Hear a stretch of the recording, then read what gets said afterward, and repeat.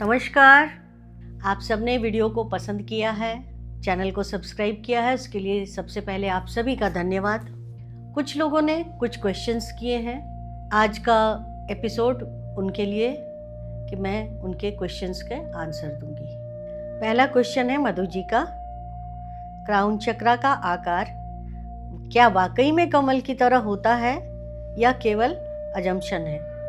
तो मधु जी, वाकई में क्राउन चक्रा का आकार कमल की तरह ही होता है, लेकिन सब लोग इसको देख नहीं पाते हैं। जब हम मेडिटेटिव स्थिति में होते हैं, मेडिटेशन के स्थिति में होते हैं, तो हम बंद आंखों से इसको विजुलाइज करते हैं और तब पता चलता है कि ये क्राउन चक्रा जो है कमल की पंखुड़ियों की तरह है।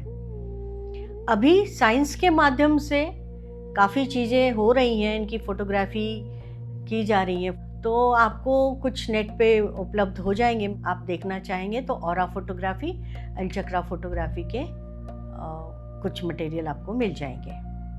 अगला क्वेश्चन है अमित जी का, I have a very positive approach in my life but still my work gets stuck and I am not satisfied with result, Y?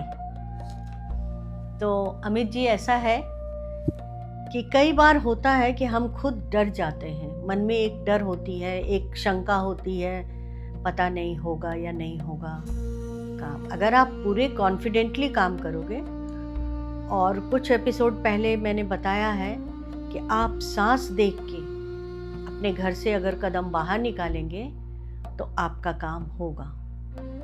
कुछ उदाहरण हम ले लेते हैं ऐसे कि मान लीजिए आपके पास कोई गाड़ी है, आपने गाड़ी तो बहुत अच्छी मेंटेन की हुई है, बट सब कुछ होते हुए भी आपने सड़क कैसी चुनी है, रोड कैसा है, उस पे ट्रैफिक कैसा है, उस पे आने जाने वाले लोग कैसे हैं, इन सब पर डिपेंड करता है कि आप कितनी अच्छी स्थिति में मंजिल तक पहुंच सकते हैं। तो ये तो एक उदाहरण है, बट अपने अंदर अगर आप पॉजिटिविटी लाते हो, एनर्जी से जुड़ते हैं या रेकी करते हैं, तो आपकी नेगेटिविटी कम होती है। आपके जो प्रीवियस कर्मा है वो भी कटेंगे और धीरे धीरे आप आगे बढ़ेंगे और आपके सभी काम होने लगेंगे। पर ज़रूरत है बहुत अच्छी तरह से प्रकृति से जुड़ने की, एनर्जी को समझने की, पॉजिटिव अप्रोच और बढ़ाने की, नेगेटिविटी को कम करने की। कोई भी बुरी आदतें हैं, गलत आदतें हैं, उनको रिमूव कीजिए अपने अंदर से। गुस्सा आता है, उनको रिमूव कीजिए। निगेटिव चीज़ मतलब गंदगी से अगर आप रोज़ अपने आप को साफ़ सुथरा नहीं रखते हैं तो उससे भी निगेटिविटी आती है। तो सबसे पहले आप अपने आप को साफ़ सुथरा अच्छा रखना शुरू कीजिए। बिस्तर, अपने आसपास का वातावरण साफ़ और स्वच्छ रखें। कुछ देर ज़रूर मिट्टी में टहलें और खुली हवा में सांस लें। इससे आपके पॉजिटिविटी आएगी और ओपन एयर में पॉजिटिव अफर्मेशन करना शुरू कीजिए, बहुत अच्छे रिजल्ट मिलेंगे। क्वेश्चन 3, आनंद जी, चक्रा और कुंडलिनी में क्या फ़र्क है? कुंडलिनी जागृत कैसे करें?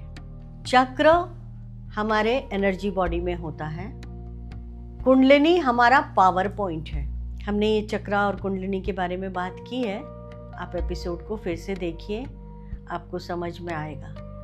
लेकिन कुंडलिनी जागृत करने की आवश्यकता नहीं है। अगर आपके चक्रास बैलेंस होंगे तो कुंडलिनी अपने आप जागृत हो जाएगी। प्रेशर डाल के जागृत करने की ज़रूरत नहीं है, क्योंकि कुंडलिनी अगर अचानक से जागृत होती है और आप थोड़ा भी, उसके जागृत होने की कुछ प्रक्रिया होती है जो आगे मैं शेयर करूँगी। उसमें क्या क्या होता है, लोग डर जाते हैं, और अगर कुंडलिनी कहीं स्टक हो गई तो उस चक्रा से रिलेटेड प्रॉब्लम बहुत होते हैं, बहुत ज़्यादा भयानक होते हैं। कई बार लोग पागलपन के हद तक पहुंच जाते हैं। इसलिए कुंडलिनी को ज़बरदस्ती जागृत नहीं करना है।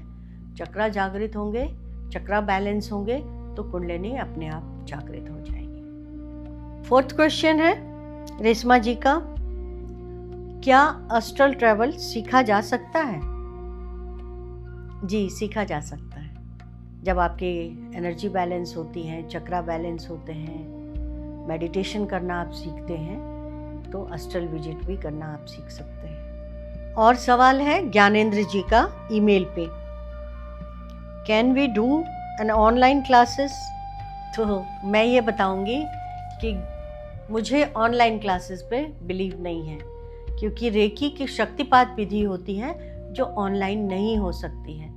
सिर्फ आपको बताया जा सकता है कि रेकी में क्या क्या होता है, आप क्या क्या कर सकते हैं, बट बिना शक्तिपात विधि के आपका क्लास पूरा नहीं होता है। आप मेरे हिसाब से कंप्लीट नहीं सीख सकते। तो जब एनर्जी का रिसीविंग एंड फ्लो आप सीखना चाहते हैं तो आप मुझे पर्सनल ईमेल कर सकते हैं, उसके बारे में जानकारी प्राप्त कर सकते हैं। कहीं भी मेरे पास आके सीख सकते हैं या मुझे अपने पास बुला सकते हैं। उसकी जानकारी के लिए आप प्लीज़ मुझे ईमेल करें। इसके साथ ही धन्यवाद, आप सबका नमस्कार। चैनल को सब्सक्राइब करें, वीडियो को लाइक करें और जो भी आपके मन में सवाल हो पूछते रहें। धन्यवाद।